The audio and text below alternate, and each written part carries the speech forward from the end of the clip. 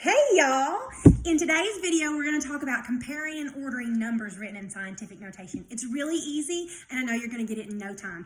Just a reminder, as always, you can pause this or rewind it and watch it as many times as needed. Okay, so the bigger the power, the bigger the number. We want to make sure that we're very careful because this rule only works when numbers are in truly scientific notation. So we want to make sure that it follows that rule.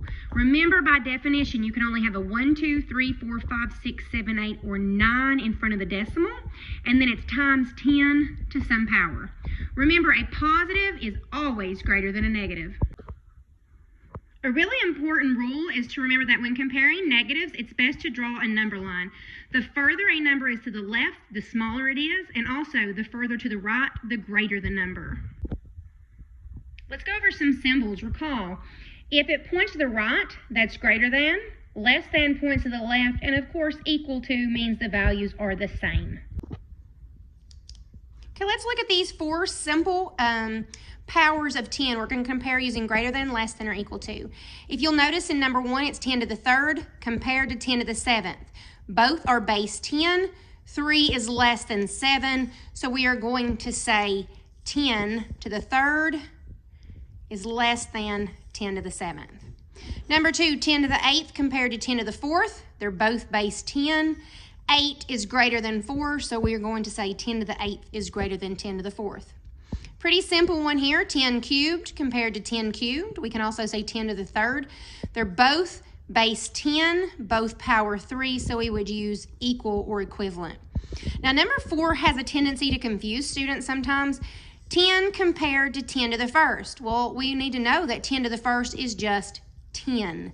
10 to the 1st is just 10, so in number 4, those are also equal.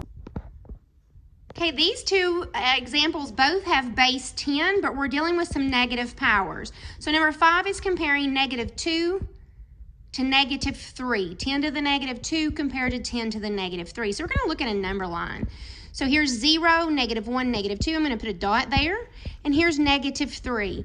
If you remember, the further a number is to the right, the bigger it is. So negative 2 is to the right of negative 3.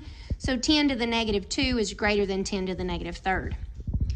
10 to the power of 0, remember our rule from powers of 10, anything to the power of 0 is just 1. 10 to the negative 5th, we would hop that back 5 times. But we can also look at the power. So here's a 0, here's a negative 5. 0 is greater than negative 5. Okay, looking at question 7 and 8, these should go pretty easily. We have the base of 10, so now we're going to look at the power. Negative 7 compared to 1. A negative is always less than a positive. Number 8 says 10 squared compared to 10 to the negative 3rd. Once again, a positive is always greater than a negative.